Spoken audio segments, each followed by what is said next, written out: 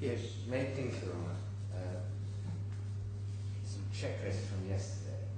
We have located the letter of service of the 17th of March. Pass that up. The application and bundles were sent simultaneously to the court and to Stevenson Harbour on the 17th of March.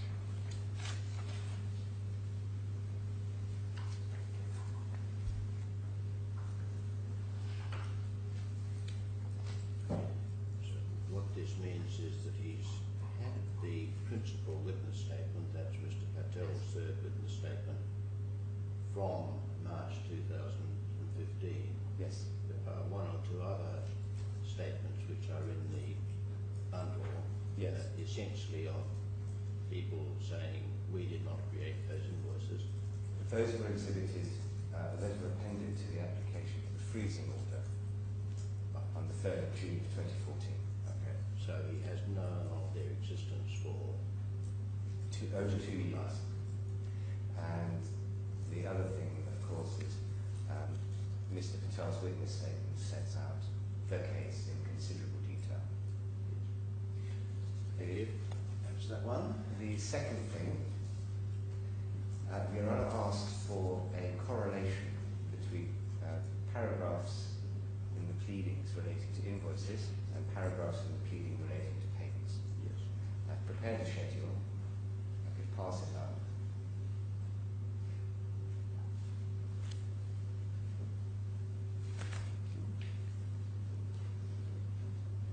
And if I explain the methodology, on the far left column is the invoice paragraph.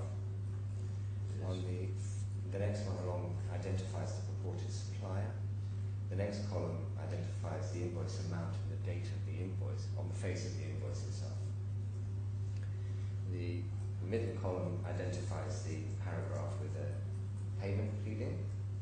The next one identifies the amount of that payment and its date. And then in the final column, I've identified for you on how the defendant describes that payment, if at all. So what this means is that you have been able to ascribe each payment Yes. to an invoice. Yes. And what Your Honour will notice is consistently the payment pleading paragraphs are sequential. So 16, 1, 2, 3, 4, 5, 6, 7, 8. There are odd instances where it's not quite sequential, where there are a number of payments on the same day. But the invoices are not sequential. That was always part of the difficulty. The audit trail is not invoice on the 1st of April, authorization on the 3rd, and so on. But hopefully that assists, Your Honour, both with the general proposition that we can correlate payments to fraudulent invoices. Well, it does create one question. It may be Yes. an erroneous question, I'm not sure. Let me try and illustrate it this way. Yes. In the very first line, we have a payment of 149,600 dirham. Yes. And that's attributed to two invoices. Yes. Because that's how they were accounted for in GFH records. Yes.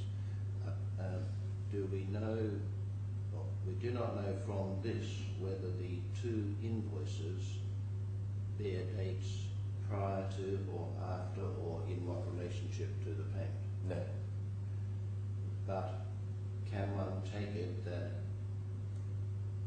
each invoice in the left-hand column bears a date prior to the date of the payment in the fifth column? Save in respect of one or two payments to David Murray.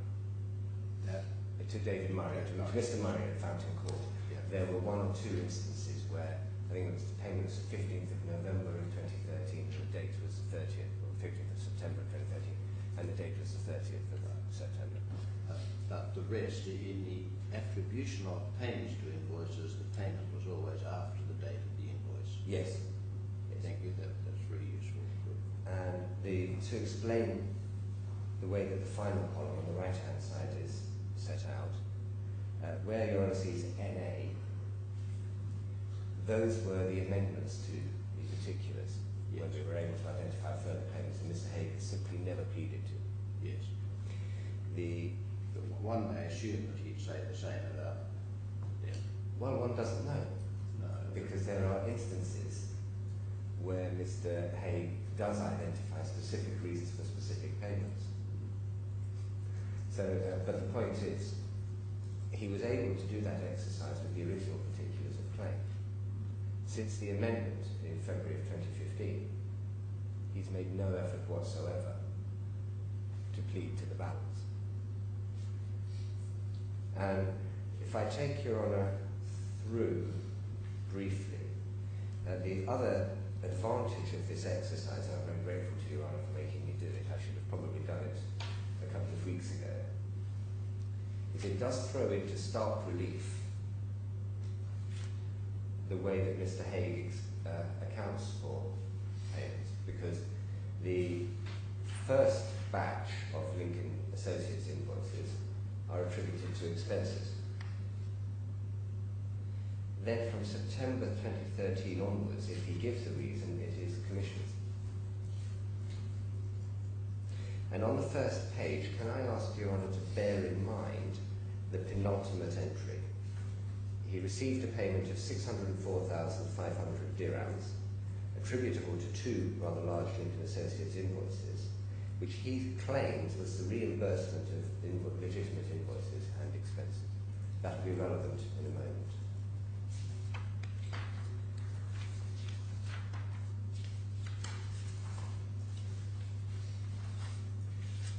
One turns to the fourth page.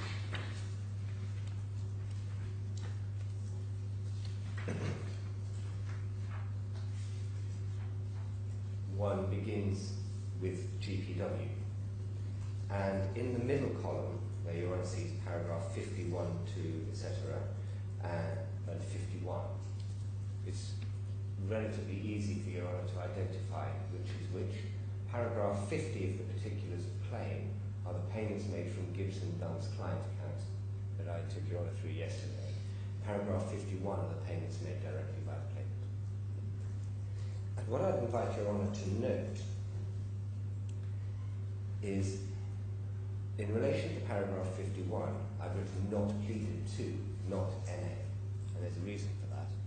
The defence doesn't, the original defence, it doesn't plead to those. I in fact noticed that this morning, it just leaps over it. Yes.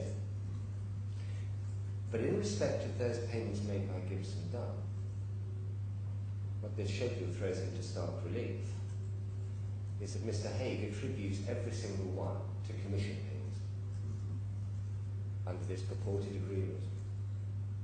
Now, we've searched and searched. I know I've seen this agreement, and Mr. Patel gives evidence about it, but we simply can't find a copy of it. It's not actually on the copy of the defence on the e-registry, because we checked that too. And notwithstanding that the defence claims it's exhibited. But in my submission, this is the complete answer. I took Your Honour through yesterday the high-level points as to the difficulties for Mr. Haigh. Your Honour will, of course, appreciate Mr. Haigh squarely bears the burden, even without the fiduciary aspect of establishing a set-off or a counterclaim. The defence is wholly devoid of particulars of this agreement, much less particulars of which payments were made pursuant to it in respect of which investments and what had triggered the liability on the part of the claimant. But Your Honour recalls the document trail yesterday, the emails from Gibson Dunn and to Gibson Dunn, and just how clear it was that either somebody embarked on a very sophisticated contemporaneous conspiracy, or the overwhelming inference is that it was Mr. Haigh who was directing these payments himself. And the schedule throws into stark relief. Mr. Haigh seeks to assert that that document trail was covering up his commission agreement. So he must not only establish the existence of this agreement and that a liability had arisen under it, he would need to establish that that liability was met from funds in the solicitor's client account in London, paid out pursuant to a wholly fraudulent audit trail with complete misrepresentations as to why the payments were being made. And in my submission, Your Honour, can safely say there is no real prospect of Mr. Haigh making that out, particularly when one places that case in the context of a few more matters of fact, which I direct Your Honour now. In paragraph 91 of Mr. Patel's third witness statement, volume 1, tab 8,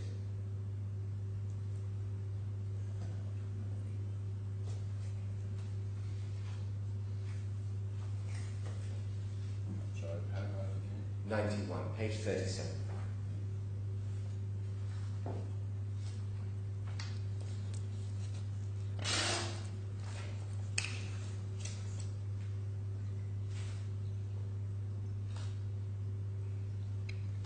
Now, this is headed Payments to Lincoln Associates. Your Honour will recall yesterday I took Your Honour to an example of legitimate Lincoln Associates invoice. Well, it was one of 8 which Mr. Haigh paid from his personal bank account. And it was during the currency of the fraudulent invoicing. Indeed, Your Honour will note the invoices are dated September, November, December of 2013 and March of 2014. They total 757,000 dirhams.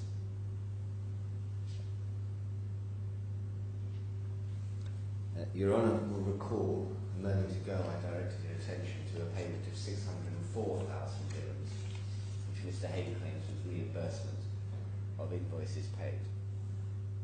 He doesn't actually particularise what those invoices are, but we found him paying GFH invoices. The thing is, he's paying legitimate invoices raised by a supplier whose identity has been hijacked in order to siphon payments into his bank account.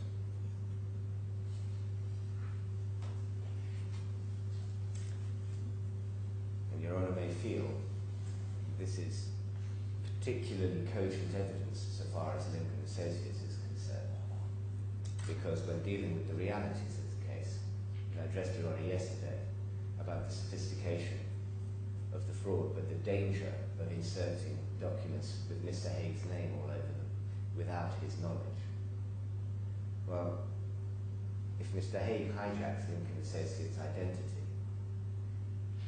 then these invoices are likely not to be paid by GFH. In order to maintain the scheme, Lincoln Associates must remain a client, or a supplier rather.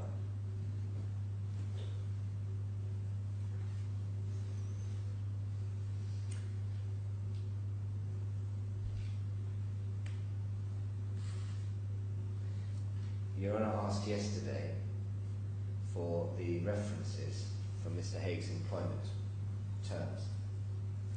His contract of employment with the claimant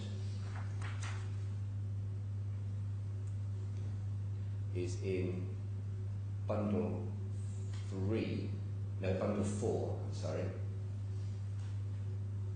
And it's page, bundle 3, the claimant is the bundle 3 and it's page 832.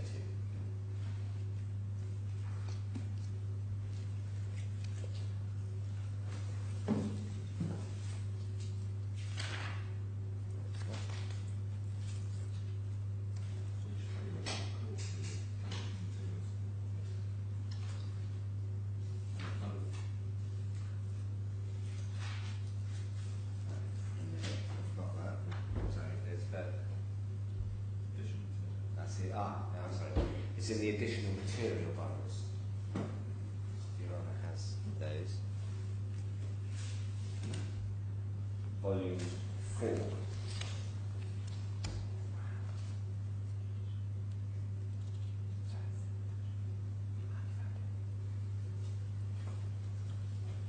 We finally found a copy of the 7-dash agreement in the midst of proceedings, in papers for proceedings in London.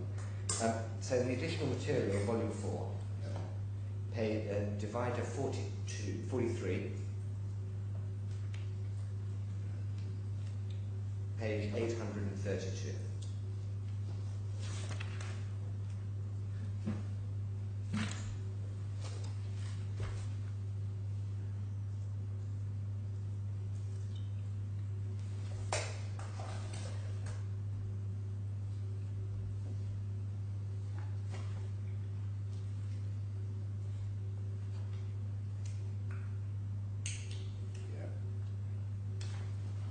About his salary.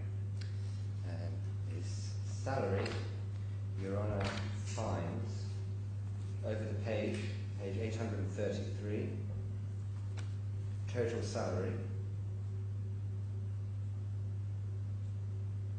shall be 35,000 dirham.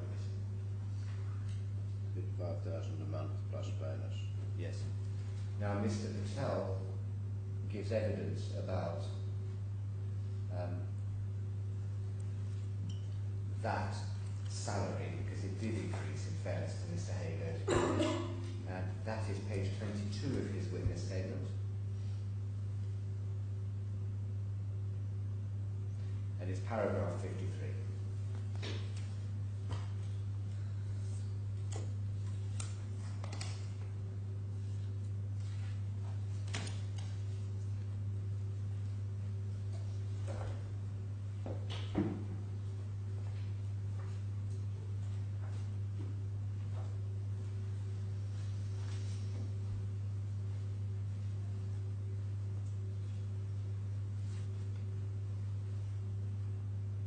And Your Honour sees it by then, between 2012 and 2014, his salary increased in increments from 45,000 dirhams a month to 75,000 dirhams a month.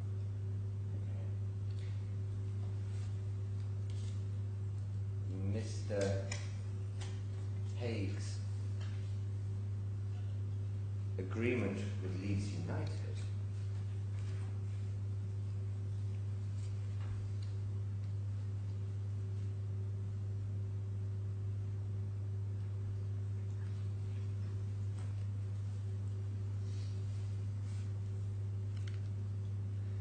Haig's agreement with Leeds United, Your Honour finds in the combined volumes, and it's volume 4.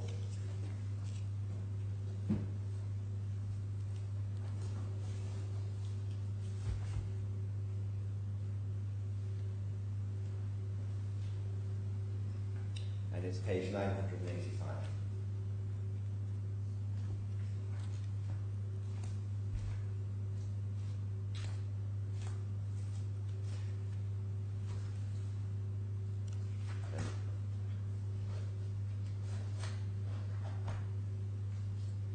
It's a letter of employment, and first, and the most important thing about it, Your Honour, it's from Leeds United Football Club about his employment as Executive Director and Managing Director of Leeds United Football Club, the company, and his remuneration,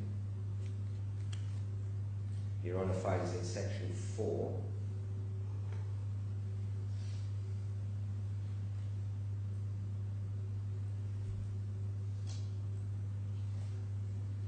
4.1.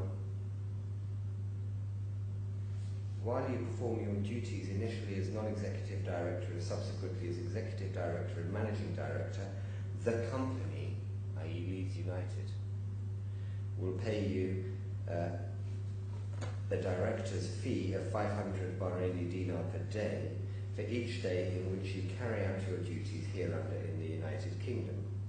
It's subject to local taxes, etc. The fee shall be payable in monthly instalments in arrears. This will be reviewed annually by the board, although the board has no obligation to increase this fee. The company, that is Leeds United, shall reimburse you for all reasonable and properly documented expenses that you properly incur in performing the duties of your office in accordance with the company's relevant anti-bribery and anti-corruption policies and relevant laws. I have to confess that I have no idea what a Bahraini dinar is worth. Neither do I exactly. But I was trying to explicitly check as of today, insofar as it exists, but it's certainly not £1 million over the course of 3 or 4 months. I very much doubt it, but Just to be on the safe side. And of course, whilst that is being done, it won't be lost at all on Your Honour that in order for Mr. Haigh to make out this part of his case, he will have to establish that, notwithstanding the agreement I've just shown Your Honour, a company in Dubai who was a shareholder of Leeds United agreed to pay a very substantially greater salary and to pick up his expenses. excuse me, Mr. I'm told that a dinar is 2.65 United States dollars. So we don't know what it was then, but 500 per day Is certainly not something like that. No. That is the point. That is the point. And there is no alternative agreement in play that he has exhibited. There's no document evidencing some wider agreement. Your Honour, this part of the case simply doesn't get off the ground. Finally, in relation to expenses, Mr. Patel deals with this in some detail in his witness statement, and it is paragraph 64 and following on page 25.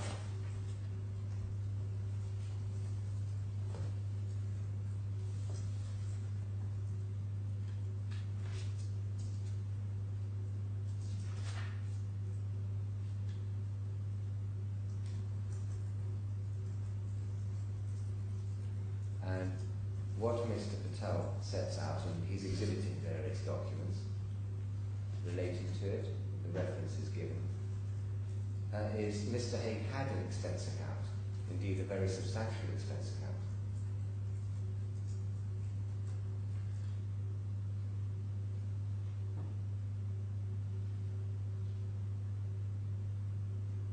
And paragraph 66, he exhibits the ledger for that expense account. I don't go to that document unless Your Honour would find it in assistance. But what it shows, he sets out in the sub-paragraphs. Between 1st of December 2012 and 16th of March of 2014, a little over $845,000 was debited against those accounts. Of that, approximately a quarter, $237,000 odd dollars, was recorded as liabilities accruing from Mr. Haigh's personal use of corporate credit card.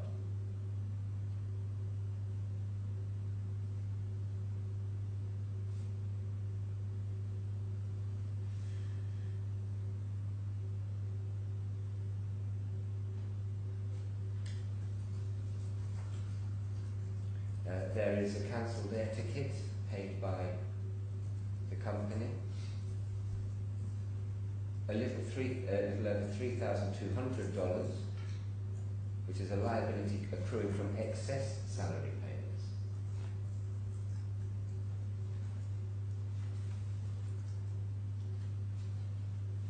Then for some reason there's a nearly $11,000 entry and cancellation related to a fountain court invoice.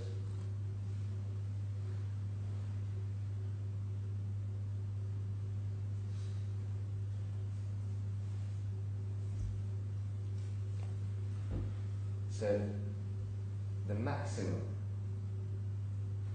the absolute maximum paid out to Mr. Haigh by way of expense, or incurred by Mr. Haigh by way of expense, is 2.1 million dirhams.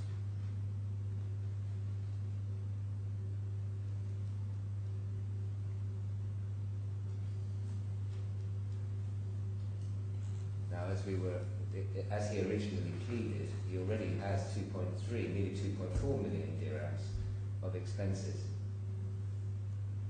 just from Lincoln Associates.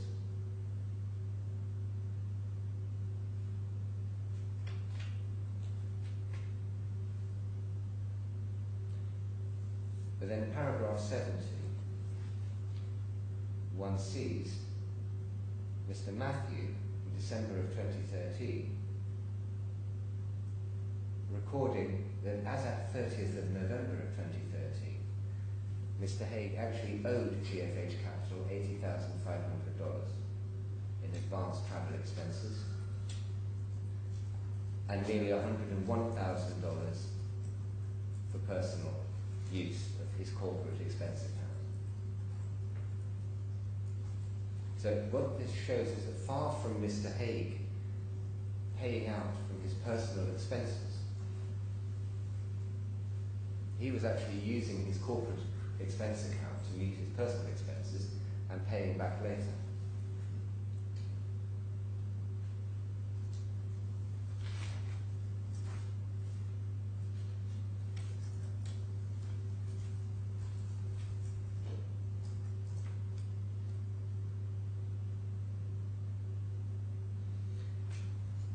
I will come back to the NatWest accounts in a moment.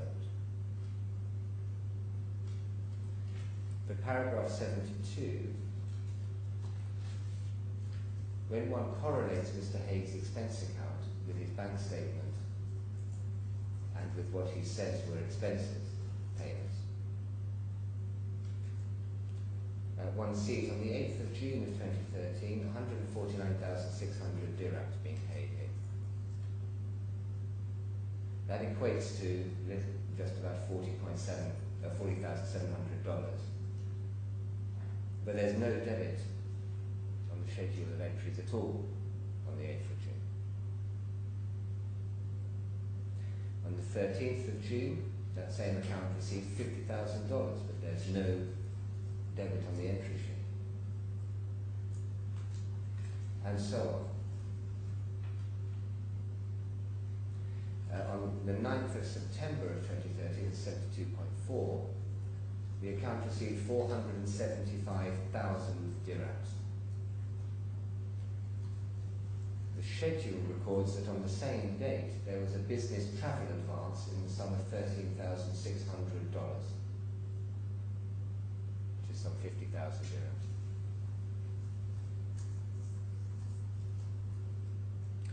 And of this sum of 475,000 dirhams to meet expenses, 370,000 dirhams was transferred to the UK, and 32,500 dirhams was transferred to his personal credit card on the day it was received.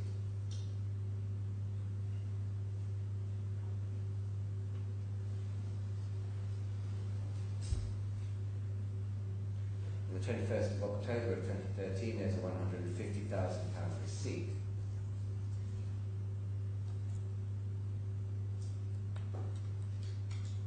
And what Mr. Patel concludes in paragraph 73, it is not possible to reconcile any of the payments referable to fraudulent invoices purportedly from Lincoln Associates but attributed to Haigh to expenses payments to either of his expense accounts. And of course, Mr. Haigh himself is wholly lacking in the particulars of some 2 million dirhams of expenses, 2.4 million dirhams of expenses, and more incurred in the second half of 2013, essentially.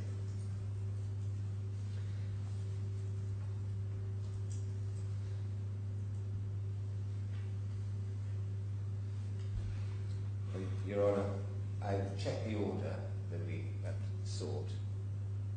both because Mr. Haigh isn't here, so it wouldn't be fair to seek to add any additional relief, and also because it does make for a very simple application before Your Honour, which provides the starting point for proceedings against third parties in other jurisdictions.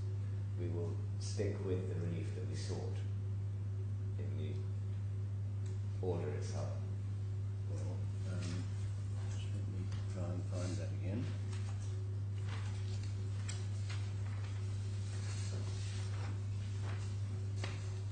That's the judgment for various sums. Yes. Then there's a declaration of a constructive trust. That Mr. Haigh held the construction, that the funds he received on constructive trust when he received them. That would be sufficient to establish that it was trust property and we were binding against Mr. Haigh. Yeah, that would be. Whether or not others were bona fide purchases of that trust property for value is a different matter, of course. Or whether they're in possession of trust property. Yes. And since they're not before the court, it wouldn't be fair to them to seek such an order from Your Honour. But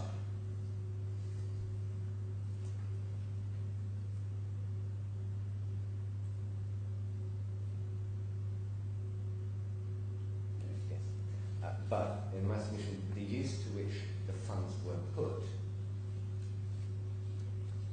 is instructive overall when one considers that Mr. Haigh professes that he was receiving expenses reimbursement.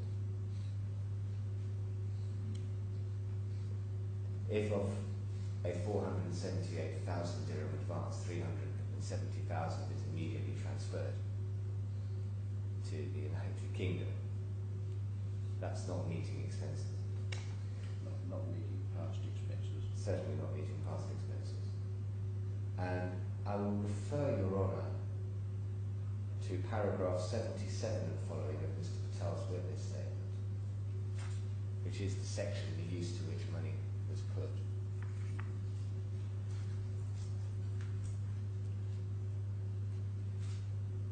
And it's an exercise which is quite painstaking. I know Your Honour has had an opportunity to read that witness statement, if not to track every single document that Mr. Patel identifies. I wonder whether that's really the sort of exercise that a summary judgment application should rest upon. No.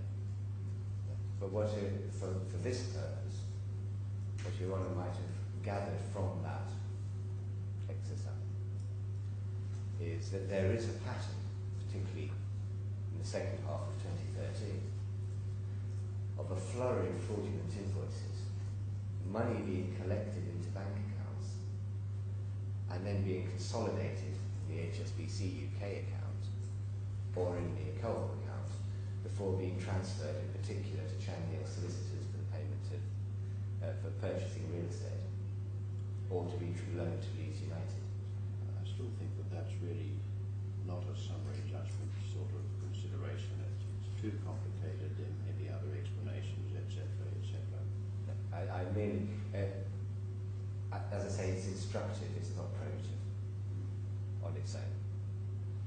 When one considers the rest of the evidence, the pleadings, what Mr. Haigh says about why he was receiving money, what he actually did with it, and the correlation between a flurry of fraudulent invoices and Mr. Haigh making a substantial acquisition, may assist Your Honour in determining whether this was a conspiracy to conceal payments of salary and expenses and commissions, or this was a man who was extracting money from the company for his own purposes.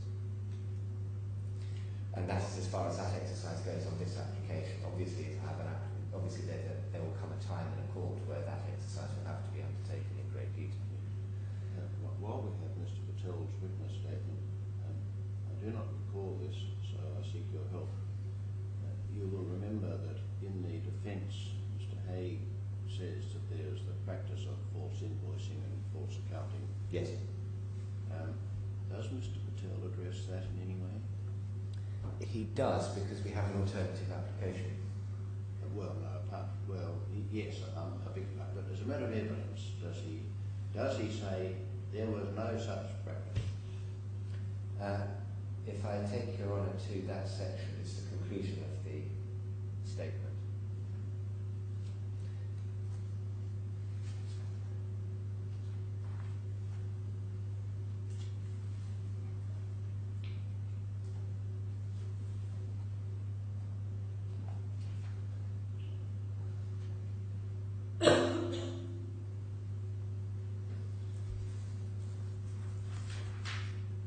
Yes, paragraph 207. I repeat that for the avoidance of doubt, Haigh's allegations are denied in their entirety. That's not all. That's not all that helpful. Well, I'm not suggesting that it was necessary for him to go into specific or any more detailed evidence by way of denial of that allegation. I was just interested to confirm whether or not he did. he didn't go through that allegation in great detail. Indeed, we rather suspected, and in my submission, Your Honour is entitled to infer, that that section of the defence was calculated to attempt to frighten the claimant into a belief that a trial of this case would become a trial of the claimant rather than the defendant. Well, without going that far, it's part of his defence as an explanation for why, if it were thought that he was involved with these fraudulent invoices, it was all above board. Above board in a sense it did not mean misappropriation, even though it might have meant rather naughty conduct. Well, in my submission is not his defence. One of the difficulties is Mr. Haigh makes this allegation, but he makes no attempt whatsoever to correlate it with any of the fraudulent invoices, and he denies in terms, in his defence, having been involved in the creation of any fraudulent invoices, including the ones he alleges at the start of his defence. So it's not a case of him saying, well, yes, these are all this is a wholly fraudulent audit trail, but that's the way GFH operated, and we all knew it, and that was what we did. That's not actually his defence. And in my submission, one shouldn't speculate as to what he might at some stage put forward if all other options. I think it has to be what's involved in his defence. He may not have spelled it out, but it must be. Anyway, it doesn't matter. My inquiry was as to the factual. No, as to the factual, they're denied. But firstly, I can see that were I representing Mr. Haigh and I came to court with a new defence which suggested that actually he was party to the scheme to create false invoices, but it was for GFH's purposes, I might be able to argue that such a thing is not so new, given the other allegations in the defence, that I shouldn't be permitted to make the amendment, as I can see the argument. But in my submission, it doesn't get off the ground for this reason. It is one thing to create a false audit trail to cover activities the company should not be involved in. It is quite another to create a false audit trail to conceal from the company its own activities.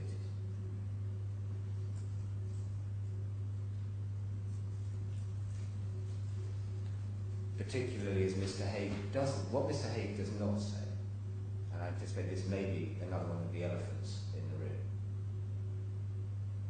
is what he does not assert, and I invite Your Honour not to proceed on the basis of, is that these were payments for Mr. Haigue's involvement in transactions which the claimant should never have undertaken. He doesn't allege that. Yeah, no, right. Well, I can't see how that could be a conclusion to which I would come on this application. No. And there's no trace of such a defence, which would have to be a very particular and set out defence, according to the rules.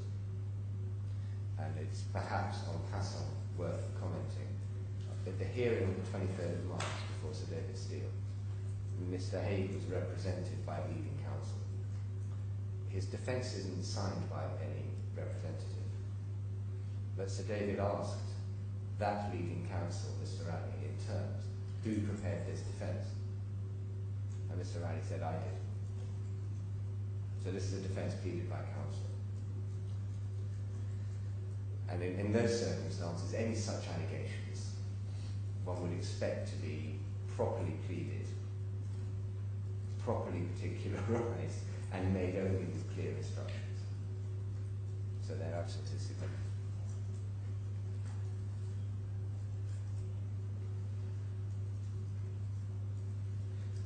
Your Honour,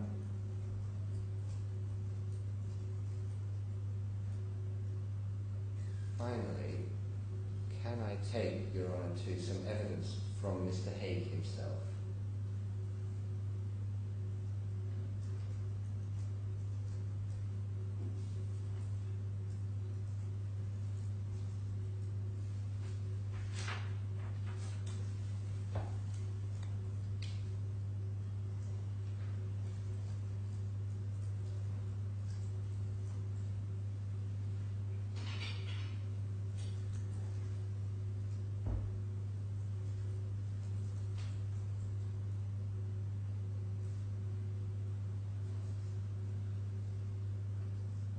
Should be his first witness statement. It's tab 12, which Your Honour finds in bundle 8 Of the additional material? No, of the consolidated, of the combined bundles, what we call the core bundles. First tab.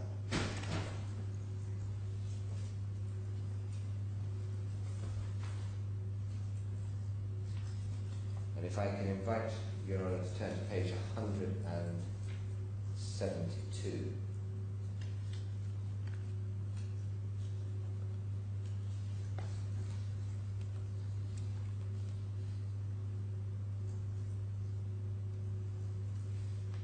Under the heading NatWest. This is Mr. Haigue's explanation,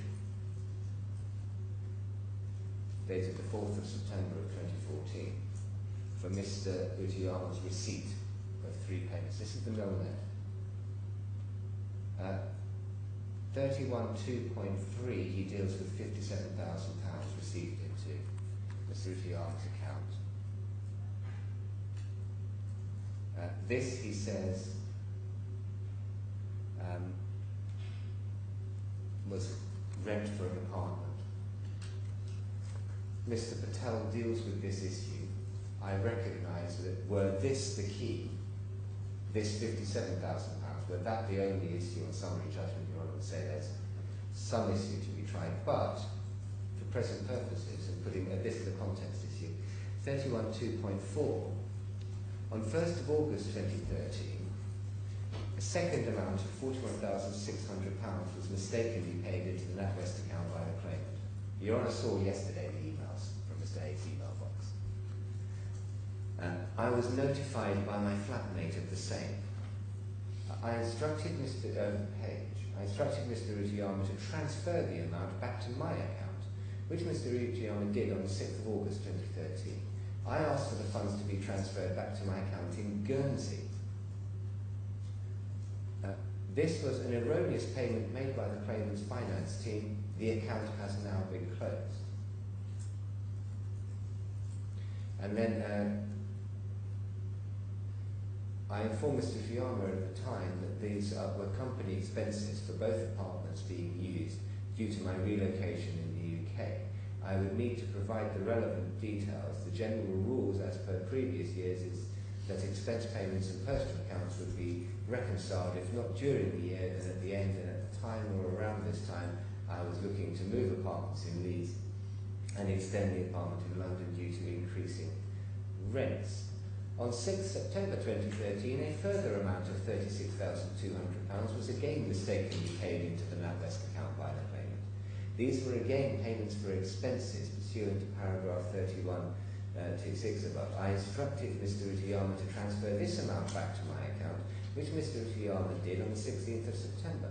I asked for the funds to be transferred back to my account in Guernsey. This was an erroneous payment made by the claimant's finance team. This account has now been closed. Now what Mr. Haigh appears to be accepting is he knew full well about these payments. He instructed Mr. Utiyama in 2 out of 3 cases to pay the money to him personally, and the money went to Guernsey. And then the evidence is, and the account is now closed. So it would appear that this is not, oh, I'm terribly sorry, you shouldn't have paid this. So that's the final point on the evidence.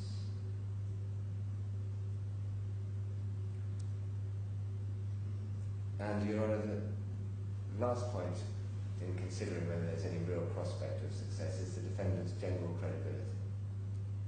And yesterday I took Your Honour through half a dozen matters which Sir David Steele took into account. In Mr. Patel's witness statement,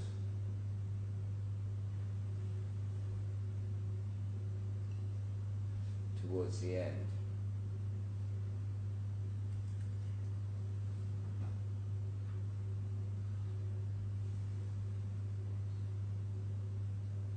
in Mr. Patel's witness statement, he addresses in the use to which some of the company dealings.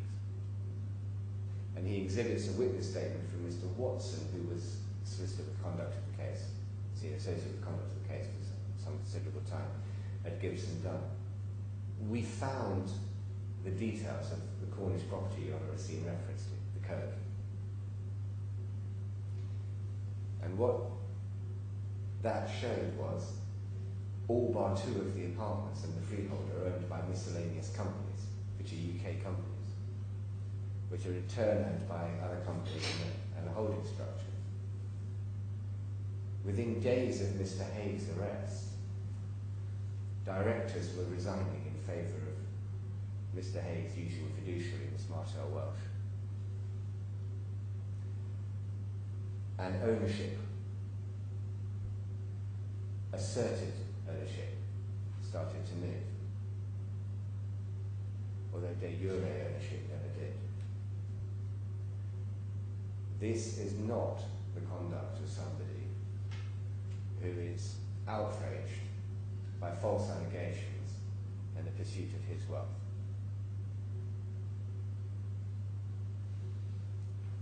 On the 4th of August of 2014, that is nearly 2 months after the freezing order was made, he transferred the 2 apartments in Cornwall in his name, okay, into the name of his sister, in blatant breach of the freezing order. Your Honour has heard the evolution of his defence, and Your Honour may feel that what has actually happened is Mr. Haigh attempted to present a defence as part and parcel of a funding application. But once we had the banking evidence, and once we've been able to analyse it and correlate it with our own records and put together the full particulars, he's made no attempt to answer the case, because now it's more difficult. And instead, he's resorted to funding applications and collateral attacks. And it's against that background that Your Honour considers whether there's any real prospect of Mr. Haigh ever successfully making out a defence in circumstances where there is no dispute that he received millions of dirhams and over £1 million. There's no dispute, in fact, that those payments are supported in our records by a wholly fraudulent audit trail. The fraudulent audit trail was sophisticated, as I've shown Your Honour, and care was taken to insert bank details, which were the defendant's bank details, into otherwise apparently legitimate invoices. Mr. Haigh's email account was sending instructions for payment.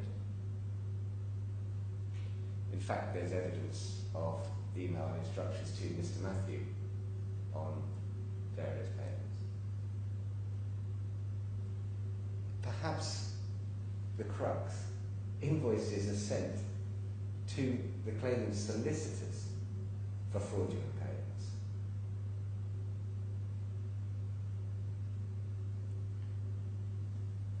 Mr. Haigh used some of his fraudulent money to pay legitimate invoices raised by the supplier whose identity had been hijacked.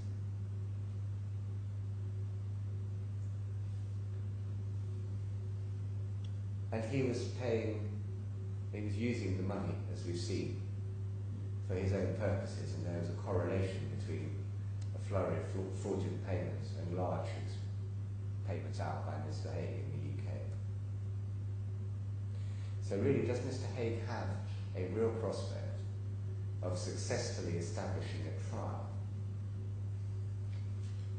that he had a salary which is not recorded and which he doesn't particularize, but must be in the millions when put together? An almost unlimited expense account,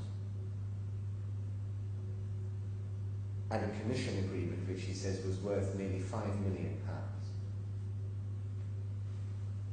which even now we haven't found a signed copy of.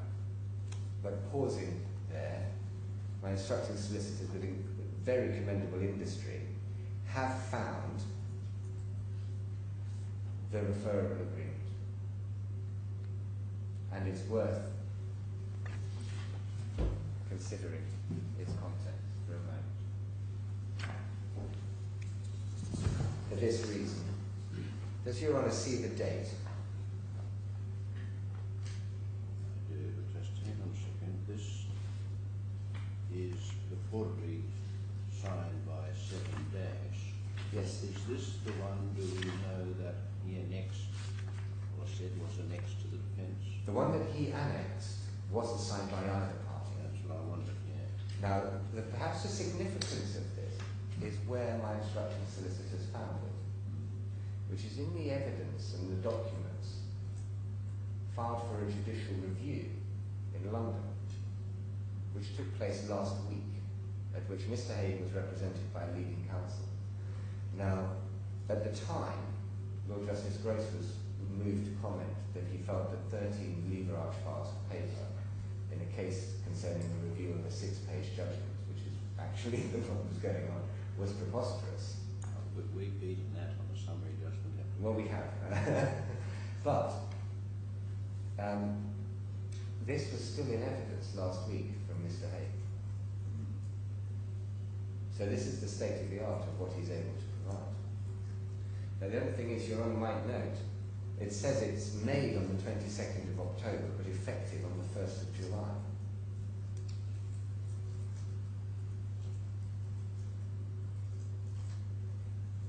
And the reason for that is, as Your Honour has seen from the schedule, the expenses that were said to be commission payments start in the middle of 2013.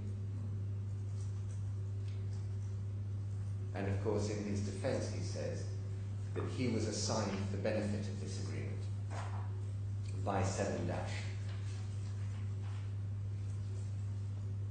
but not until November of 2013. Now, it may be that Your Honour would feel it's more likely than not that this is a construct by Mr. Haigh. to explain what he thought he should have been entitled to, or to manufacture some hypothetical, and indeed to send the case off at precisely the tangent it almost went off at yesterday. As we say, as we refer to elephants in the room. Mr. Haigh keeps on essentially creating elephants, but in my submission they're phantom elephants when one looks at it. Because on the strength of this document, Mr. Haigh must make out his entitlement to nearly £5 million.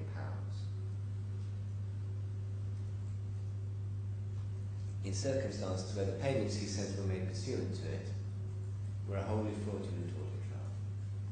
So he must establish a trial this sophisticated conspiracy to conceal an arrangement which Mr. Haigh, on Mr. Haigh's case, was reduced to writing. Simply doesn't bear scrutiny. And overall, what Mr. Haigh must establish at trial is that notwithstanding what appears to be an open and shut case of a false invoicing scheme,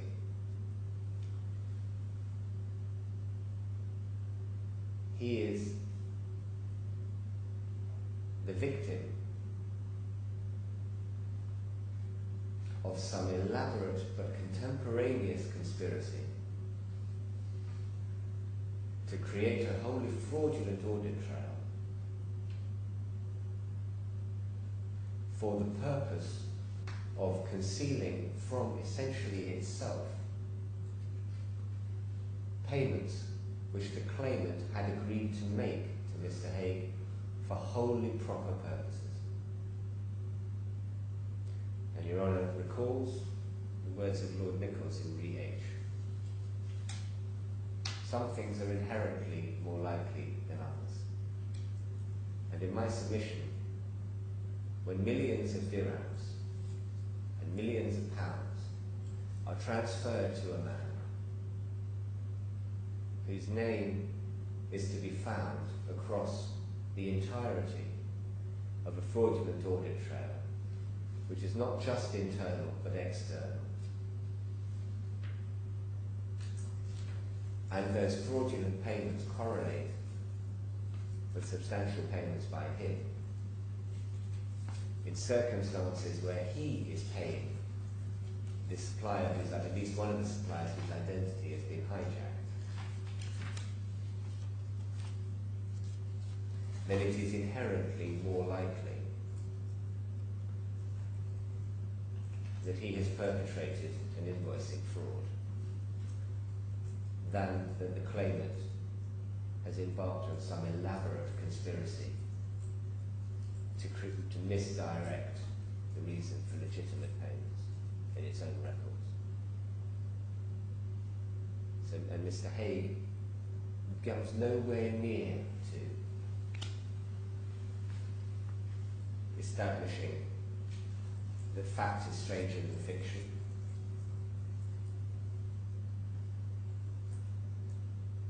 or in legal terms, there is no real prospect after 2 years since he first articulated a defence through counsel. There is no real prospect that if this case goes to trial, it will end in anything other than judgment in favour of the claimant. And so that comes to the question of whether there's any other compelling reason. And I've dealt at some length already with whether the fact of the allegation of dishonesty is sufficient to justify the trial. And in my submission on the authority of Wrexham Football Club, it isn't. But I would say there is good reason, if this case appears to be as strong, if this case is as strong as it appears to be, why it should come to an end now, and it is this. Quite apart from Mr. Haigh's guerrilla tactics over the past 2 years, in making funding application after funding application, adjournment application after adjournment application, stay applications, appeals, adjournment applications for appeals, running collateral proceedings, with all of the attendant costs the claimant has had to meet dealing with. In my submission, the declaratory relief we seek against Mr. Haigh, if we're right on the merits of our claim, follow as of course, as right always, which means pretty much everything we found is our property. So Mr. Haigh may well be coming to court if this case were to proceed to trial to say, well, this case must have a trial, and I must be represented in trial. And I cannot draw on anything other than the funds to which the proprietary claim is made. So not only might we end up in a situation where the claimant is put to the expense and the difficulty of dealing with a trial which looks like it's only ever going to end one way, they may end up in a position where they have to pay for both sides of it.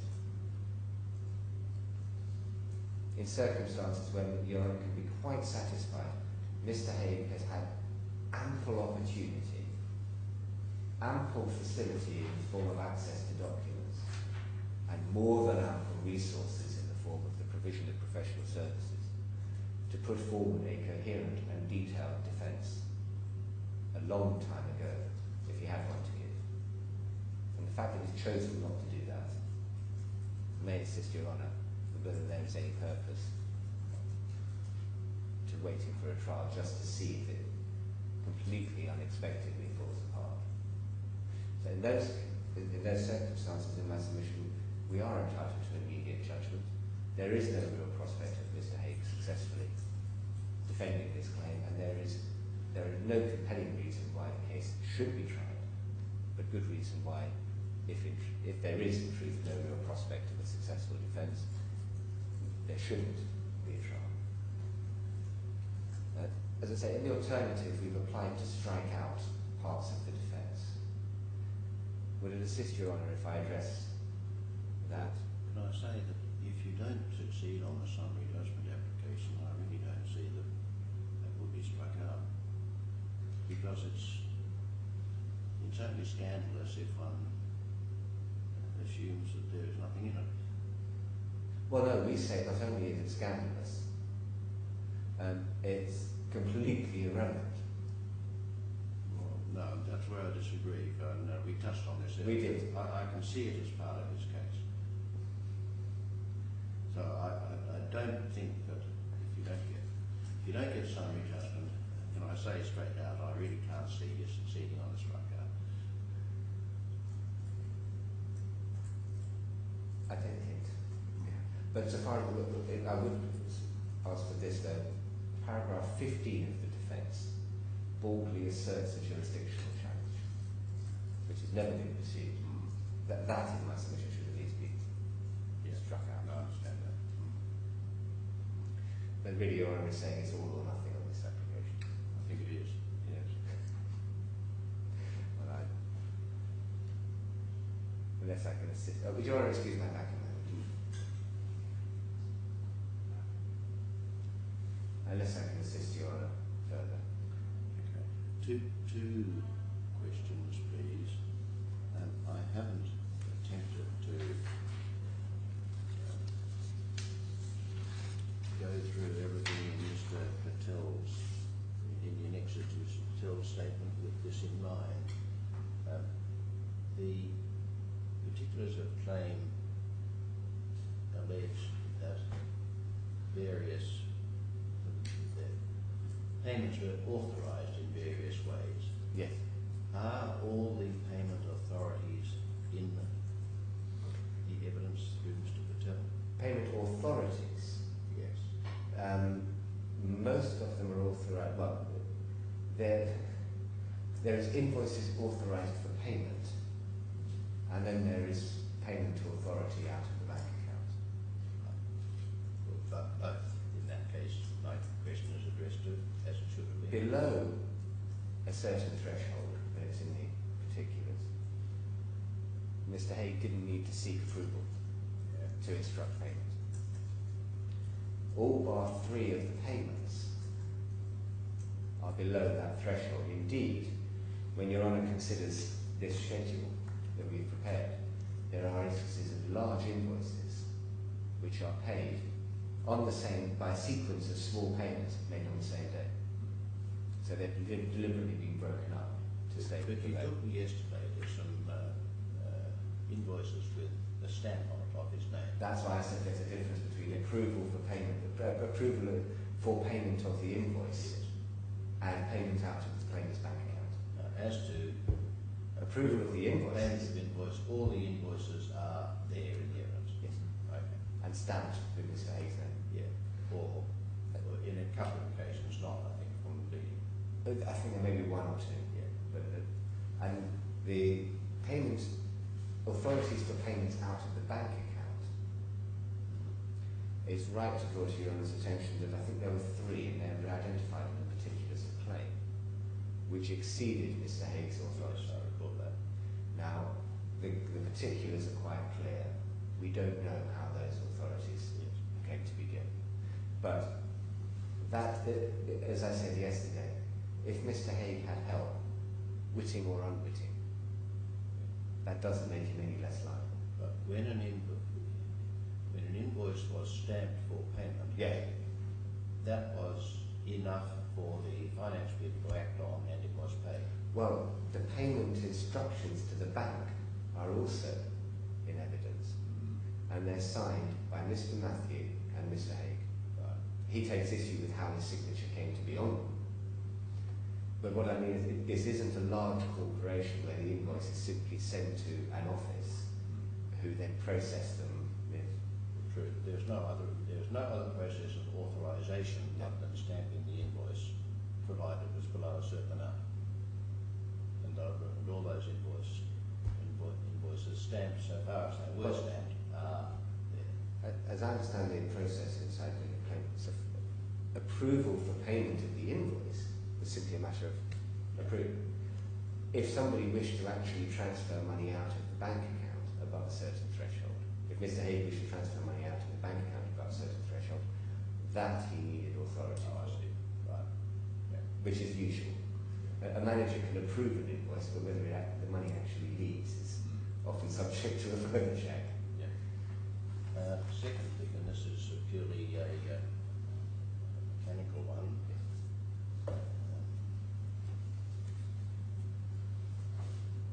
If one goes to the particulars of the claim paragraph,